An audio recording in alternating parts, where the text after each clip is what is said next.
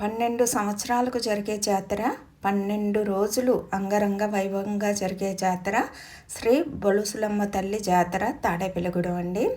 శ్రీమాత్రే నమః. అందరికీ నమస్కారం. మీరు చూస్తుంది సురేఖ వ్లాగ్స్ అండి. మన తాడేపల్లిగూడెంలో అంగరంగ వైభవంగా జరుగుతుందండి శ్రీ బొలుసులమ్మ తల్లి గ్రామ దేవత జాతర అండి. అందరూ ఆహ్వానితులే దీనికి. 12 రోజులంటే జాతర ఎంత ఘనంగా చేస్తున్నారో మీకు ఈ వీడియోలో చూపిస్తానండి. 2 నెలల ముందు నుంచి ఊరినంతా శుభ్రం చేయటం, అలాగే అమ్మవారి గుడిని కూడా శుభ్రపరచడం, అలాగే ఊరంతా లైటింగ్ దీపకాంతులతో 6 అయితే సాయంకాలం 6 అయ్యేసరికి ప్రతి వీధిలోని లైటింగ్ అయితే వెలుగుతుందండి. అంటే ఇంక అసలు చెప్పనవసరం లేదు, మీ కళతో మీరే చూడండి. అన్నీ వివరంగా చూపిస్తాను. నాకు తెలిసిన మటుకి నేను తీసిన దాన్ని బట్టి మీకు చూపిస్తున్నానండి. ఎవ్వరూ కూడా మిస్ అవ్వద్దు. ఇంకా టైం ఉందండి. రేపు ఆదివారం 22వ తారీఖు దాకా మీకు అవకాశం ఉంది అమ్మవారిని దర్శనం చేసుకోవటానికి. అందరూ తప్పకుండా రండి. ఈ అడ్రస్ వచ్చి మనం ఏలూరు నుంచి రావులపాలెం నుంచి వచ్చి పొలం అవుతే వంతెన డౌన్లో దిగిపోండి. కాంప్లెక్స్కి వెళ్ళకుండానే డౌన్లో దిగిపోయి అక్కడి నుంచి లోపలికి వెళ్తే అన్న క్యాంటీన్ కనిపిస్తుంది. ఆ లోపలికి వెళ్ళిపోతే అమ్మవారి గుడి కనిపిస్తుందండి. ఎవరిని అడగనవసరం లేదు, అంత క్లియర్గా అమ్మవారి గుడికి దారి అయితే కనిపిస్తుందండి. అమ్మే తీసుకెళ్తుంది. సంకల్పం ఉంటే మనం వస్తాము వెళ్దాము అమ్మ దగ్గర కానీ ఉంటే అమ్మే ఆవిడ గుడికి తీసుకెళ్తుందండి. ఇంకా టైమింగ్స్ అయితే తెల్లవారం నుంచే అమ్మ దర్శనం జరుగుతుందండి. 12 గంటల దాకా అమ్మవారి దర్శనం జరుగుతుంది, గర్భగుడి దర్శనం. తర్వాత మహానివేదన ఉంటుంది కదండి. తర్వాత గుడి తలుపులు అయితే క్లోజ్ చేసేస్తారు. మళ్ళీ ఈవినింగ్ నుంచి అయితే గర్భాలయం దర్శనాలు అయితే చాలా బాగా జరుగుతున్నాయండి. ఈవినింగ్ కూడా జనం చాలా ఎక్కువగా ఉంటున్నారు. ఇంకా పూజా కార్యక్రమాలు అయితే చండీ హోమం, గణపతి హోమం అవి జరుపుతున్నారండి. ఇంకా స్పెషల్గా ఈవెంట్స్ కూడా జరుపుతున్నారు. డ్యాన్స్ ప్రోగ్రామ్స్, అలాగే వెస్టర్న్ ఫోకు, అలాగే కొన్ని కార్యక్రమాలు జరుగుతున్నాయండి. పిల్లల చేత క్లాసికల్ అలాంటి నృత్యాలు అయితే జరుగుతున్నాయండి. ముందు రోజునే అంటే 12వ తారీఖున మార్చి 12 నుంచి ఈ జాతర మహోత్సవాలు అయితే మొదలైందండి. 11వ తారీఖునే మొత్తం ఊరంతా కూడా సంప్రోక్షణ చేశారండి. నదీ జలాలతో పసుపు నీళ్ళు కలిపి ఊరంతా కూడా సంప్రోక్షణ జరిగిందండి. డ్రోన్ల సాయంతో డ్రోన్లో ఈ నదీ జలాలు అవి వేసి పవిత్ర జలం పోసి మొత్తం ప్రతి ఇంటి మీద పడేలాగా సంప్రోక్షణ అయితే జరిగింది. అలాగే గుడి నిర్వాహకులు అయితే మనకి చెప్పింది ఏంటంటే ప్రతి ఇంట్లో కూడా అమ్మవారిని ఆహ్వానించాలి అని చెప్పి ప్రతి గుమ్మానికి మామిడాకులు వేపాకులు కట్టుకోమన్నారు. అలాగే గడపకి పసుపు రాసి బొట్లు పెట్టుకోమన్నారు. ఇంక ఉదయం సాయంత్రం కూడా దీపారాధన చేసుకోమన్నారండి ప్రతి ఇంట్లోనే.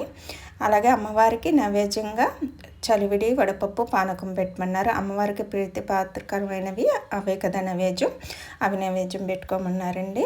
ఇల్లు క్లీనింగ్లు అయ్యి కూడా ముందునే జరిగిపోవాలండి. ఇంకా అమ్మవారి మహోత్సవాలు మొదలు పెట్టాక అయితే జాతరలు మొదలు పెట్టాక క్లీనింగ్లు చేసుకోకూడదు, అలాగే ఇల్లును కూడా కడుక్కోకూడదు అన్నారండి. బయట వాకిళ్ళు అయ్యి కడుక్కుని ముగ్గేసుకుంటాం కానీ ఇల్లును కడుక్కోవద్దు అన్నారు. ఈ రోజుల్లో ఇల్లులు కడుక్కోవడం లేదు కానీ మాపే కదా పెట్టుకుంటాం, మాపోతే పర్వాలేదండి.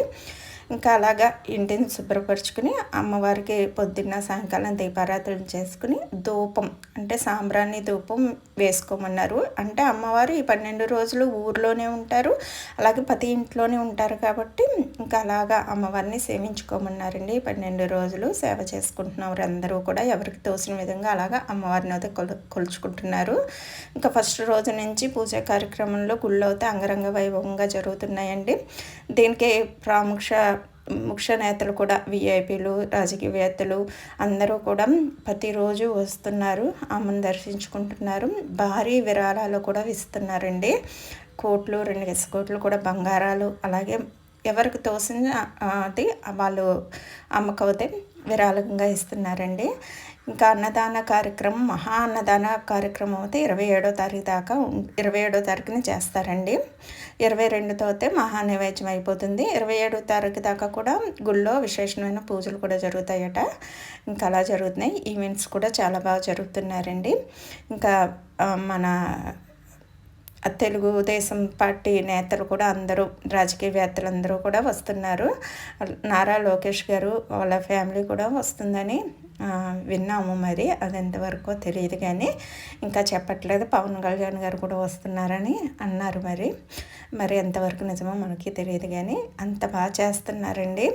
ప్రతి ఊరు కూడా ప్రతి జనం కూడా వచ్చి అమ్మవారిని దర్శనం చేసుకుని వెళ్తున్నారు. చుట్టుపక్కల గ్రామాలు గుళ్ళో కార్యక్రమాలు, చండీ హోమం, గణపతి హోమం అలాగే దంపతుల చేత చేయిస్తున్నారండి. ఉదయం సాయంకాలం కూడా దంపతులు కూర్చుని ఈ పూజా కార్యక్రమంలో పాల్గొంటున్నారు. దీనికి ఎవరైనా వచ్చి చేయించుకోవచ్చు. గుడి నిర్వాహకుల దగ్గరికి వెళ్తే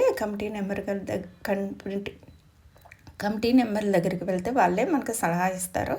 దాని ప్రకారం ఎవరైనా చేయించుకోవాలని అంటే ఆ పూజా కార్యక్రమంలో పాల్గొనవచ్చండి. ఇది చండీ హోమం జరిగే ప్లేస్. గణపతి చండీ హోమం జరుగుతాయండి ఇక్కడ.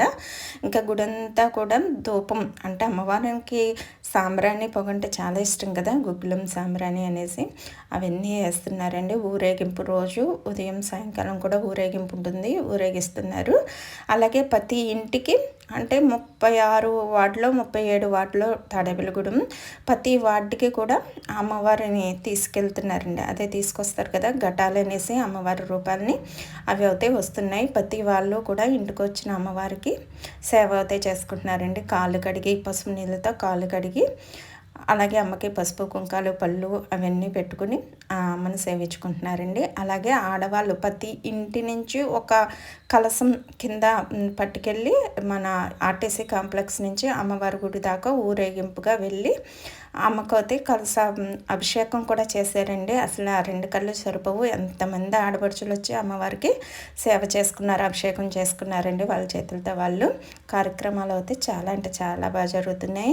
ఇంకా ఈ తాడేపల్లిగూడెం ఆడపడుచులు ఉంటారు కదా, వాళ్ళు కూడా కంపల్సరీ అంటే అమ్మలగన్న అమ్మ తాడేపల్లిగూడెంకి బొలుసులమ్మ తల్లి కదా, ఆవిడే పెద్ద ఆడపడుచు. మరి ఇంటి ఆడపడుచులు కూడా ఉండాలి కదా ఈ కార్యక్రమానికి. అందుకని ప్రతి ఇంటికి ఆడపడుచులు అనే వాళ్ళు వస్తున్నారు, అమ్మను కూడా దర్శించుకుంటున్నారు. అదే నైవేద్యం రోజున అయితే కంపల్సరీ ఉండాలంటున్నారు. ప్రతి ఇంటికి కూడా చుట్టాలు పండుగ వస్తే చుట్టాలు ఎలా వస్తారు, మన ఇంట్లో ఏదన్నా కార్యక్రమం కానీ ఫంక్షన్ కానీ అవుతాయి చుట్టాలను పిలుచుకుని ఎలా చేసుకుంటారు, ఇక్కడ కూడా అంతేనండి.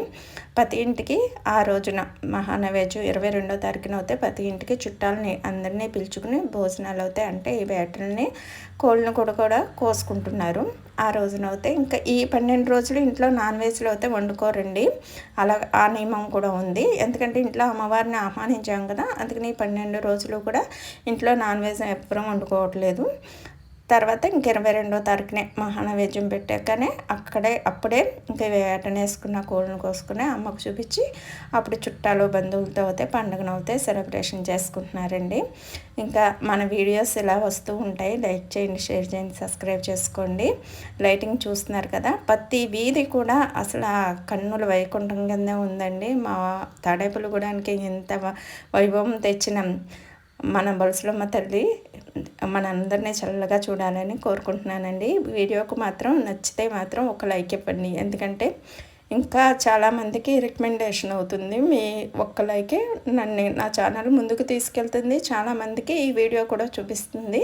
ఇంకెవరైనా చూడలేని వాళ్ళు ఉంటే అమ్మవారిని కూడా వచ్చి దర్శనం చేసుకుంటారు కదండి. అందుకనే ఇంత ఇదిగా ఒక లైక్ చేయమని కోరుకుంటున్నాను. మా ఇంటికి కూడా నిన్న సాయంకాలం వచ్చారండి అమ్మవారు. ఇలాగా నీళ్ళుతో అమ్మవారి కాళ్ళు కడిగి పసుపు కుంకాలు సమర్పించుకున్నామండి. చాలా అంటే చాలా బాగా జరిగింది. ఇంకా దర్శనం చేసుకోలేని వాళ్ళు, ఇంకా తెలియని వాళ్ళు ఉంటే తెలుసుకునే వీడియో చూసి ఈ 22వ తారీఖు దాకా మనకి అమ్మవారి దర్శనాలు అయితే ఉంటాయండి. జాతర ఉంటుంది కాబట్టి ప్రతి ఒక్కళ్ళు మిస్ అవ్వద్దండి.